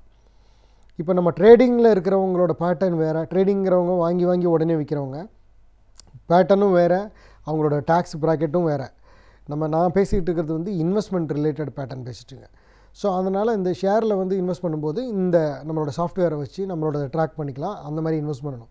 ஸோ இதுக்கப்புறம் பார்த்திங்கன்னா ஒரு சில ஷேர்ஸை நீங்கள் வந்து ஒரு ஷேரை இன்வெஸ்ட் பண்ணும்போது ஒரு சில ஐட்டமில் பார்த்திங்கன்னா ஒரு 20 வருஷம் கம்பெனியாக இருக்கும், அப்படியே க்ரோ ஆகிட்டு கண்டினியூஸாக போயிட்டுருக்கோம். ரொம்ப 10% 15% தான் வந்து கீழே இறங்கியிருக்கும். அதே மாதிரி ஏற்றமும் 10% 15% தான் இருக்கும். இந்த மாதிரி கம்பெனியில் இன்வெஸ்ட் பண்ணோன்னா நமக்கு எப்படி இருந்தாலும் ஓரளவு பாசிட்டிவான லாபமும் மினிமம் டிவிடெண்ட்டும் கொஞ்சம் கையில் கிடைக்கிறதுக்கு வாய்ப்புகள் இருக்குது. இப்போ பார்த்தீங்கன்னா ஒரு கம்பெனியில் இன்வெஸ்ட் பண்ணுறீங்க, அவங்க வந்து 30% டிவிடெண்ட் கொடுக்குறாங்க அப்படின்னீங்கன்னா நீங்கள் போடுற பணத்துக்கு 30% வரப்போகிறது கிடையாது. அவங்க போட்டிருக்கிற ஷேர் வேல்யூவில் தான் 30% கொடுக்குறாங்க. அது உங்களோட வேல்யூவில் பார்க்கும்போது 3% கூட இருக்கலாம், 2% இருக்கலாம். நான் இதை வந்து ஒரு டிவிடெண்ட் வரணுங்கிறதுக்காக தான் சொல்கிறேன் தவிர இத்தனை % ரிட்டர்ன் அதுலேருந்து வரணுங்கிற அவசியம் இல்லை. அதுக்கு நமக்கு க்ரோத்துக்காக தான் நம்ம ஷேரில் இன்வெஸ்ட் பண்ணுறோம். ஸோ ஷேர் மார்க்கெட்டில் வந்து இதை ஒன்று நீங்கள் முக்கியமாக பார்த்துக்க வேண்டியது. இதை பார்த்துட்டு அதுக்கப்புறம் உங்களுக்கு காதுக்கு வரக்கூடிய எல்லா இன்ஃபர்மேஷனையும் டிப்ஸையும் அனலைஸ் பண்ணி அந்த கம்பெனியோட டிப்ஸ் வந்திருக்கிற கம்பெனியை வந்து கொஞ்சம் பேக்ரவுண்டு செக் பண்ணி எப்படி போய்ட்டுருக்குங்கிறத பார்த்துட்டு இன்வெஸ்ட் பண்ணுறது நல்லது. ஸோ ஒரு சில பேர் என்ன சொல்லுவாங்க, இந்த மாதிரி நீ நல்ல சந்தர்ப்பத்தை விட்டுட்ட, இந்த மாதிரி டிப்ஸ் வர்றதுக்குள்ளே உடனடியாக டிசிஷன் எடுக்கணும் அப்படிங்கிறதுலாம் கிடையாது. எதையுமே துரத்தி போய் வாங்கினா வந்து அதோட நமக்கு கிடைக்க வேண்டிய கரெக்டான ப்ரைஸில் கிடைக்காது. சம்டைம் வந்து நமக்கு கிடைக்க வேண்டிய வந்து லாபம் மிஸ் ஆகலாம். ஆனால் அது 100 நிறைய டைமில் வந்து நம்மளோட டிசிஷனை வந்து ஒரு 5 செகண்ட் தள்ளி போடும்போது உண்டான பெனிஃபிட்டு வந்து அதில் கொஞ்சம் கிடைக்கும். ஸோ இது வந்து ஷேர் மார்க்கெட்டை பொறுத்த வரைக்கும் இந்த மாதிரி பண்ணுறது நல்லது. ஸோ அடுத்தது வந்து கமாடிட்டிஸ் எக்ஸ்சேஞ்சுங்கிறது வந்து பியூர் அண்ட் பியூர் ட்ரேட் தான். அதில் வந்து ஹெட்ஜிங்னு பண்ணக்கூடியது வந்து ஏற்கனவே ஒருத்தர் ஒரு தொழிலில் பண்ணுறாரு, அந்த தொழிலில் இருக்கக்கூடிய லாப நஷ்டங்களை அதாவது இன்ஷூர் பண்ணக்கூடிய மெத்தட் மாதிரி. இப்போ நான் வந்து தங்கத்தில் டீல் பண்ணிக்கிட்டு இருக்கோம் அப்படின்னிங்கன்னா நம்மளோட தங்கம் நாளைக்கு விலை ஏறாமல் இருக்கணும், விலை ஏறிடுச்சுன்னா நமக்கு நஷ்டம் வந்துடக்கூடாதுங்கிற டைமில் நம்மள்ட்ட என்ன குவான்டிட்டி இருக்கோ அதை வந்து ட்ரேடிங்கில் விற்றுறது. ஸோ ஒரு சைடு ப்ரைஸ் ஏறினாலும் ஒரு சைடு ப்ரைஸ் இறங்கிடும். அதாவது ட்ரேடிங்கில் வந்து ப்ரைஸ் ஏறிச்சுன்னா ஃபிசிக்கலில் இறங்கிச்சுன்னா கூட ப்ரைஸ் மேனேஜபிள் ஆகும். ஸோ அதனால் 2 ஆப்போசிட் டைரெக்ஷனில் பண்ணும்போது நமக்கு நம்மளோட வேல்யூ வந்துடும். இப்போ இந்த மினிட்டில் நம்ம டிசைட் பண்ணக்கூடிய வேல்யூ வந்துடும். ஸோ அது வந்து நம்மளோட hedging method, commodity trading, forex trading எல்லாமே வந்து ட்ரேடிங் பேட்டர்னுக்குள்ளே போக வேண்டிய விஷயம்.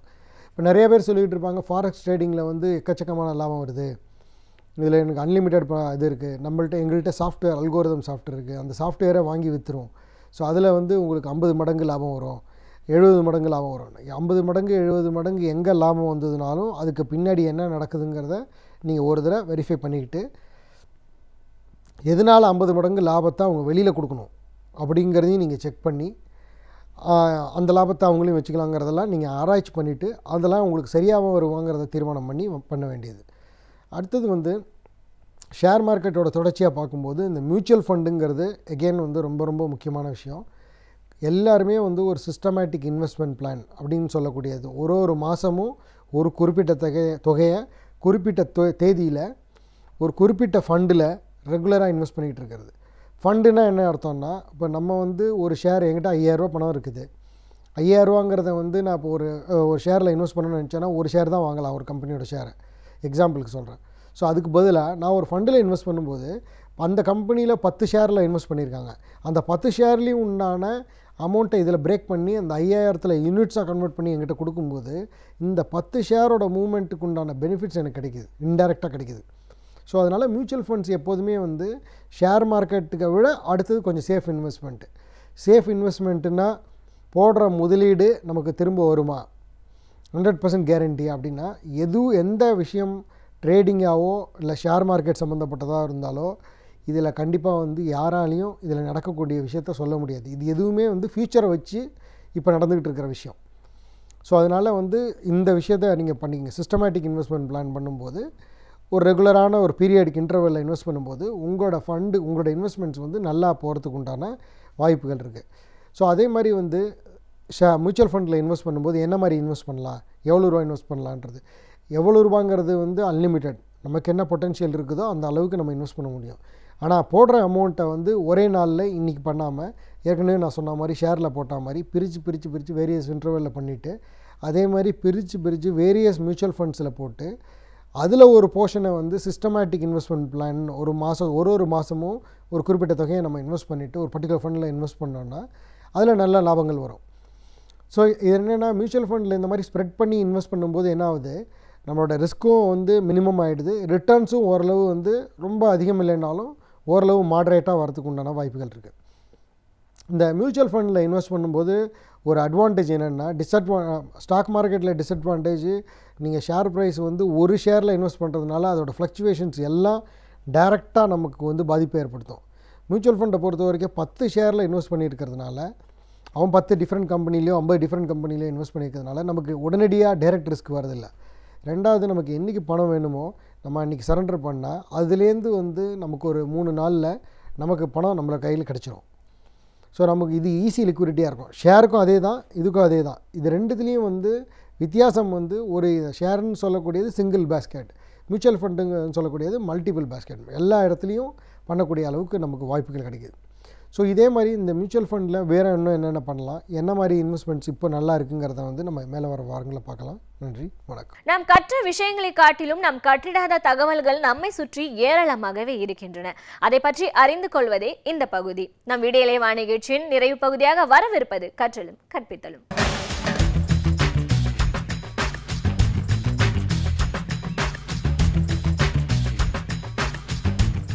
வணக்கம். இன்றைக்கி நம்ம பார்க்க போகிறது வந்து ஒரு வித்தியாசமான ஒரு சப்ஜெக்ட். அதாவது மனிதர்களை வந்து உற்சாகப்படுத்தி அவங்ககிட்டருந்து எப்படி வேலை வாங்கிறது, இல்லை எப்படி மாற்றி வைக்கலாமே, அவங்கள எப்படி வேலை செய்ய வைக்கிறது, ஒரு உற்சாகத்தோட ஒரு உத்வேகத்தோட எப்படி வேலை செய்ய வைக்கிறது அப்படின்றத பற்றி தான் இன்றைக்கி நம்ம பார்க்க போகிறோம்.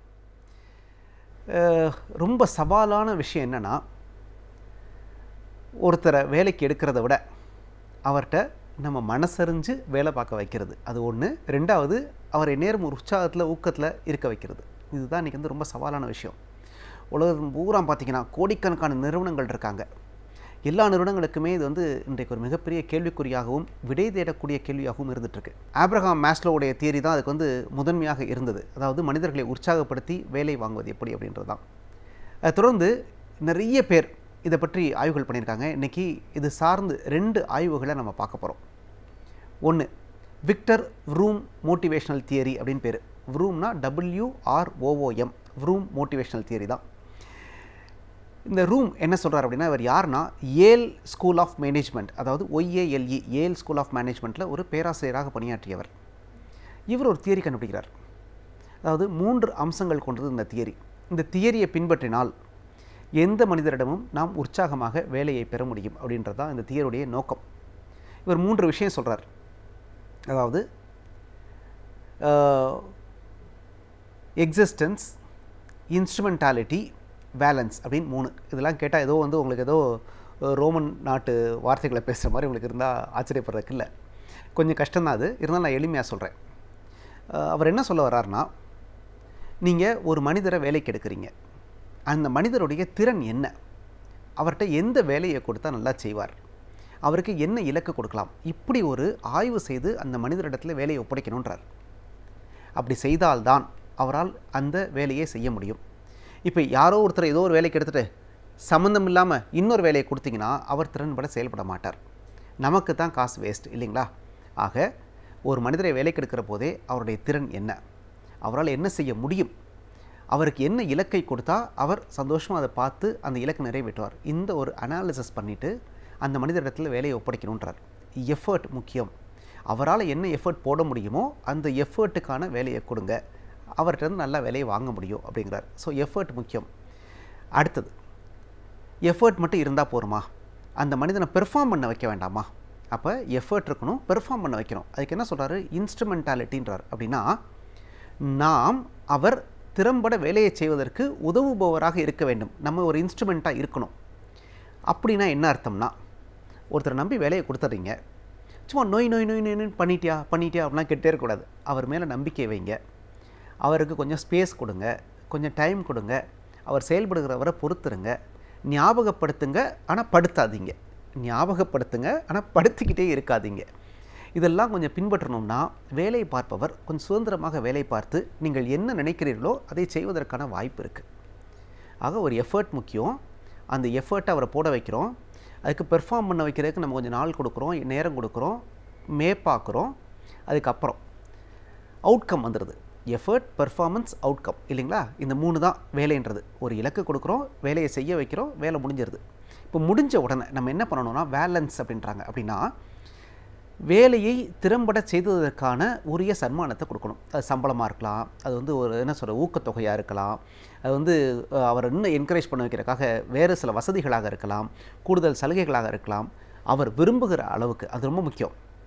ஒருத்தர் வந்து கம்மியாக எதிர்பார்க்குறவரை கூடயும் கொடுக்க தேவையில்லை, கூட எதிர்பார்க்குறவரை கம்மியாக கொடுக்கவும் தேவையில்லை. அந்த எதிர்பார்ப்பை பூர்த்தி செய்யணும். என்ன முடியும் அப்படிங்கிறத தெளிவாக சொல்லிடணும்.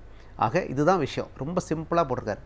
எஃபர்ட், பெர்ஃபார்மன்ஸ், அவுட்கம், ரிவார்டு, இவ்வளோதான் விஷயமே. இந்த 4ம் சரியாக இருந்தால் எந்த மனிதரும் உற்சாகமடைந்து உத்வேகம் பெற்று கொடுத்த வேலையை பார்ப்பார். இதுதான் விக்டர் ரூம் சொன்ன தியரி. இந்த தியரி கூட கொஞ்சம் கஷ்டமாக இருக்குது, இது எல்லாருக்கும் பொருத்தமாக இருக்காது அப்படின்னு நீங்கள் நினைக்கிற மாதிரி உலகத்தில் நிறைய பேர் நினச்சி இதை பற்றிய சில விமர்சனங்கள்லாம் முன் வச்சாங்க. இது வந்து பொதுப்படையாக இருக்குது, இது வந்து கீழ் மட்டத்தில் பணியாற்றக்கூடியவர்களுக்கு மட்டுமானதாக இருக்குது, இது வந்து மேல் மட்டத்தில் பணியாற்றக்கூடியவங்களுக்காக இல்லை, இன்னும் இந்த தியரியை கொஞ்சம் மாற்றி இருந்தால் நல்லா இருக்குமே அப்படின்ற ஒரு தேவை இருந்தது. அந்த சமயத்தில் தான் ஹெர்ஸ்பெர்க் 2 ஃபேக்டர் தியரி அப்படின்னு ஒன்று. ஹெர்ஸ்பெர்க் அப்படின்றவர் தான் HERZBERG, இதான் ஹெர்ஸ்பெர்க். ஹெர்ஸ்பெர்க்ன்ற ஒரு மனிதர் வந்து 2 ஃபேக்டர் தியரின்னு இன்னும் எளிமைப்படுத்தப்பட்ட எல்லாருக்கும் பொதுவான எல்லா நிலைகளிலும் பொதுவான ஒரு தியரியை முன்வைக்கிறார். ஹெர்ஸ்பெர்க் மோட்டிவேஷனல் தியரினே பேர். மனிதர்களை உற்சாகம் பெறச் செய்து அவர்களை வேலை பெறச் செய்வது எப்படி. ஆக இந்த ஹெர்ஸ்பெர்க் என்ன சொல்கிறாருன்னா 2 விஷயம் பிரிக்கிறார். ஒன்று பொதுவான வேலைகள், இன்னொன்று உற்சாகப்படுத்தக்கூடிய வேலைகள்.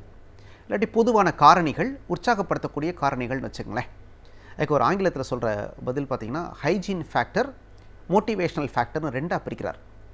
ஹைஜீன் ஃபேக்டர்ன்றது அடிப்படை விஷயம். ஒரு மனிதர் எந்த நிலையில் இருந்தாலும் அவர் வேலைக்கு செல்லணும்னா அடிப்படையாக சில விஷயங்கள் இருந்தால் தான் அவரால் வேலையை பார்க்க முடியும். என்ன அடிப்படை விஷயம்? சம்பளம் முக்கியம் இல்லைங்களா? சம்பளம். அவருக்கு ஒரு இன்சூரன்ஸ் தேவைன்னு எதிர்பார்க்குறாரு. அவருக்கு பணியாற்றக்கூடிய சூழல், ஒர்க்கிங் கண்டிஷன் ரொம்ப நல்லா இருக்கணும்னு நினைக்கிறார். எல்லாத்துக்கும் மேலே முக்கியமாக ஜாப் செக்யூரிட்டி இருக்கணும்னு நினைக்கிறார். அப்புறம் ஃப்ரிஞ்ச் பெனிஃபிட்ஸ், சின்ன சின்ன சலுகைகள், பிக்கப், ட்ராப்பு, டீ, காஃபி, சாப்பாடு, இப்படி ஏதாவது சின்ன சின்ன சலுகைகள். ஆக இந்த 5ம் ரொம்ப ரொம்ப முக்கியம். எல்லா மனிதர்களுக்கும் எந்த நிலையில் இருந்தாலும் அவர்கள் திறம்பட வேலையை செய்வதற்கு சம்பளம், பணியாற்றக்கூடிய சூழல் ரொம்ப இனிமையானதாக இருக்கணும், பணி பாதுகாப்பு இருக்கணும், அவர்களுக்கு காப்பீடு வசதி வேணும், கூடுதல் சின்ன சின்ன சலுகைகள், ஃப்ரிஞ்ச் பெனிஃபிட்ஸ் வேணும். இதெல்லாம் இருந்தால் தான் ஒரு மனிதன் வேலை பெறக்கூடிய உத்வேகத்தை அடிப்படையில் பெறுவான். இது முதல் தகுதி. 2வது காரணி அழகாக சொல்கிறாரு, மோட்டிவேஷனல் ஃபேக்டர். அப்படின்னா என்னென்னா, இது மட்டும் பத்தாதுங்க. இன்னும் ஒரு மனிதனை வந்து நிறைய ஊக்கப்படுத்தணும்னா நீங்கள் என்ன பண்ணணும்னா அவருக்கு நிறைய வாய்ப்புகளை கொடுக்கணும். புதுசாக கற்றுக்கிற வாய்ப்புகள் கொடுக்கணும், சவால் மிகுந்த வேலைகளை கொடுக்கணும். திரும்ப தினம் காலையிலேருந்து நைட்டு வரை அரைச்சமாகவே அரைக்காமல் ஒரு உற்சாகம் தரக்கூடிய ஒரு சவால் மிகுந்த வேலைகளை கொடுக்கணுன்றாரு. Opportunity, challenges.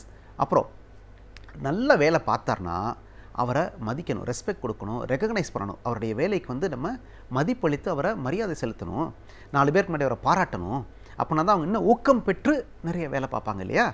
ஆக அவருக்கு உரிய மரியாதையை நிறுவனத்தில் கொடுக்கணும், அவர் அப்பப்போ அங்கீகரிக்கணும், சிறப்பாக செயல்படுகிற போது அங்கீகரிக்கணும், அவர் முக்கிய அப்படின்றத உணர வைக்கணும்.